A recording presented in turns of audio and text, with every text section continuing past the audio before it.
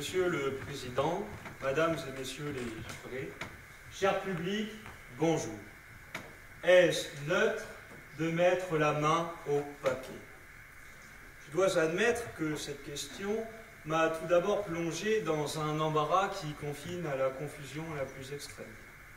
Et si par mégarde la passion avait prévalu sur la raison, que la finesse de la rhétorique aurait été recouverte par la lourdeur de l'ineptie, et que la bassesse de l'esprit aurait couronné cette plaidoirie, je dois avouer, mesdames et messieurs, que les 10 minutes que nous aurions passées ensemble auraient très vite atteint un certain degré d'intimité, dépassant quelque peu les seuils de la bienséance, si je puis m'exprimer ainsi. Oh, je sais. Je connais le mauvais esprit qui vous anime, vous, Monsieur le Président, vous, mesdames et messieurs les jurés.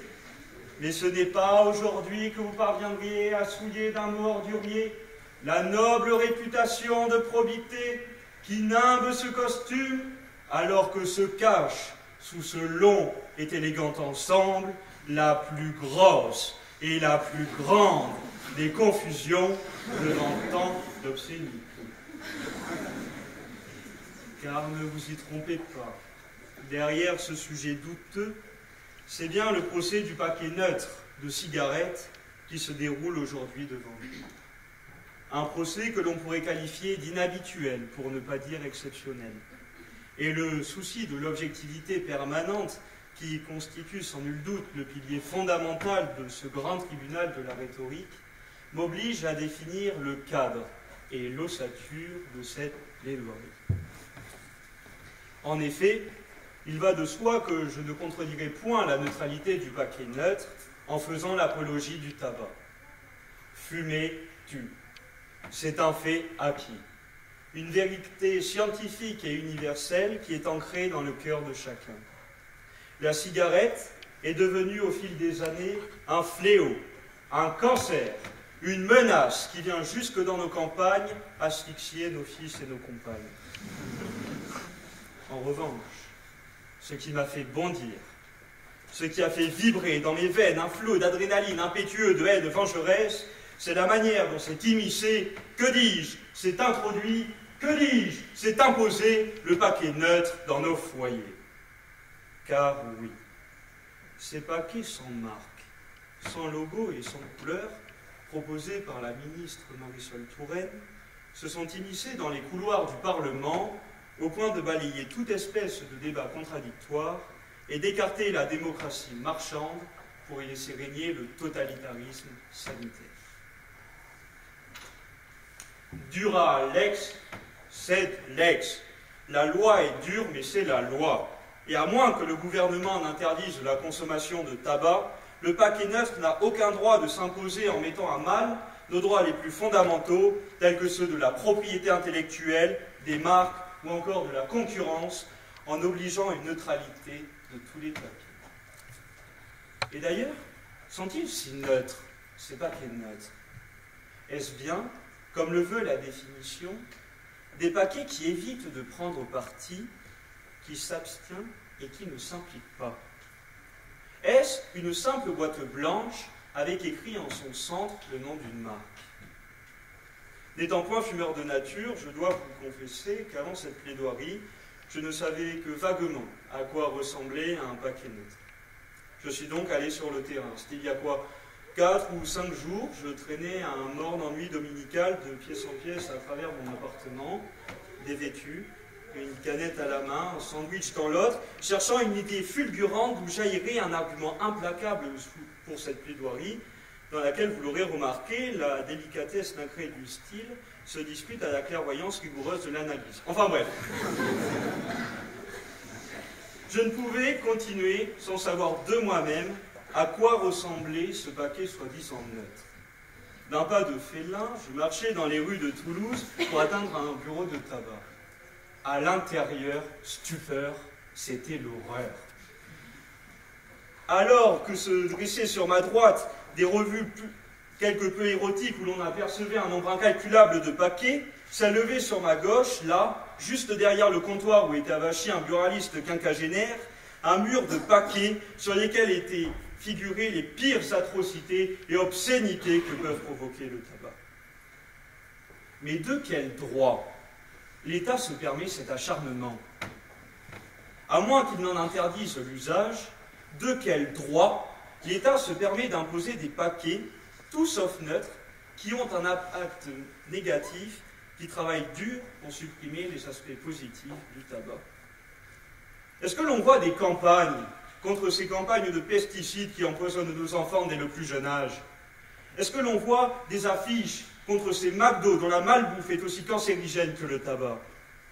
Quick juris. Ces KFC, les faits sont là. Sur aucune portière, vous ne verrez d'affiche de sécurité routière. Et sur aucune faculté, vous ne verrez de pancartes de jeunes étudiants sortant de leurs examens en pleurs avec des cernes dont la noirceur laisse entrevoir les nuits blanches qui n'ont finalement été que vaines.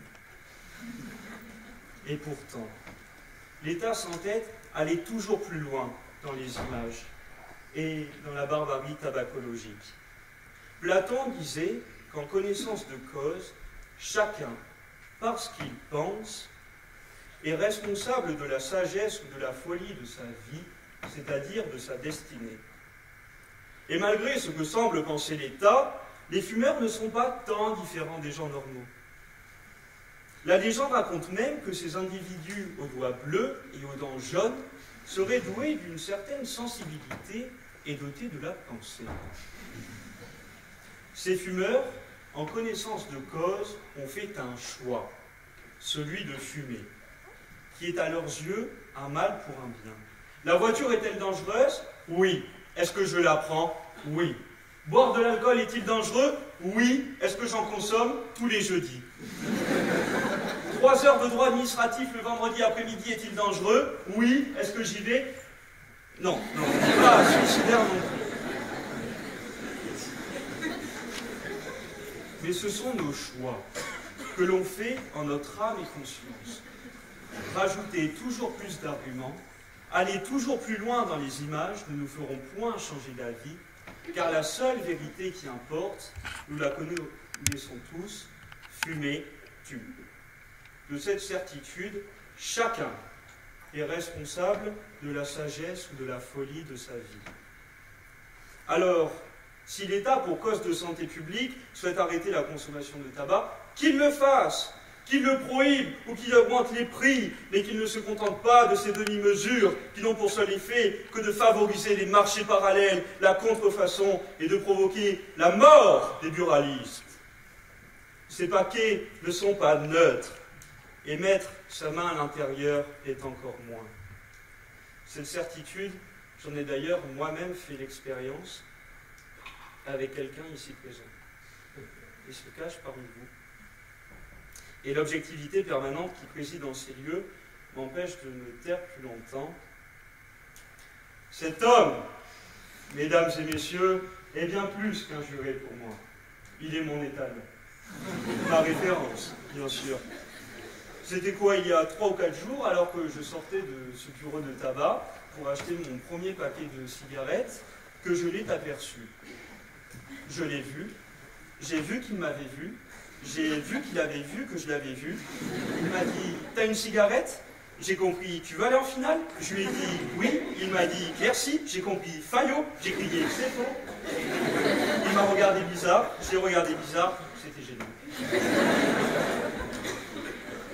J'ai fait genre de rien, j'ai ouvert mon paquet, il a mis sa main dans mon paquet, nos yeux se croisèrent, j'ai vu une étincelle, il retira sa main, j'ai senti qu'il s'était passé un truc, j'ai senti qu'il avait senti qu'il s'était passé un truc, bref, il a mis sa main dans mon paquet. Et je peux vous dire, mesdames et messieurs, que rien, absolument rien n'était neutre là-dedans. Changer la robe d'un paquet ne résoudra rien, car les fumeurs, pour cette alchimie, n'arrêteront pas d'y mettre leurs mains. Il serait grand temps que l'État comprenne que l'addiction qu'éprouve un fumeur pour son tabac n'est pas une affaire de publicité, mais de culture, d'interaction et de sociabilité. Se borner à la seule relation qu'entretient un fumeur avec son paquet est insuffisant et trompeur. Telle une femme, comme j'en vois une très belle parmi vous, L'extérieur attire, mais l'intérieur captive. Le sevrage du tabac n'est pas une question d'emballage, mais de volonté. Oscar Wilde l'avait très bien compris en disant qu'il n'y a rien de plus simple que d'arrêter de fumer. La preuve, je le fais 20 fois par jour.